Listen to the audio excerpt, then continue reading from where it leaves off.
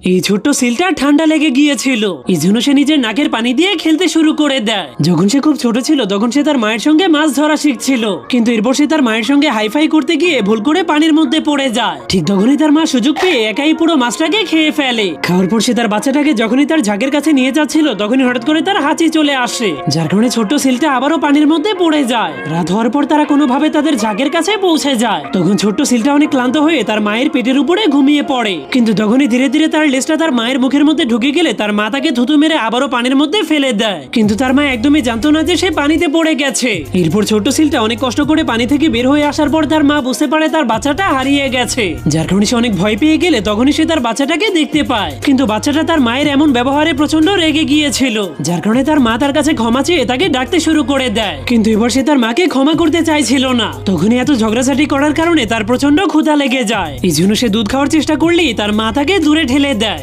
যার কারণে সে অন্যান্য ছেলেদের কাছ থেকে দুধ খাওয়ার চেষ্টা করলে তারা সবাই মিলে তাকে ধাক্কা মেরে পাহাড়ের উপর থেকে নিচে ফেলে দেয়। কিন্তু সেখানে গিয়ে সে একটা প্রাণীকে দেখতে পেয়ে অনেক খুশি হয়ে তার নিচে গিয়ে দুধ খেতে শুরু করে দেয়। কিন্তু অবাক করা বিষয় হলো সেটা বিশাল বড় একটা বরফের ভালুক ছিল। তখন ভালুকটা সেই ছোট্ট সিলটাকে দেখে দয়া হলে সে তাকে দুধ খেতে দেয়।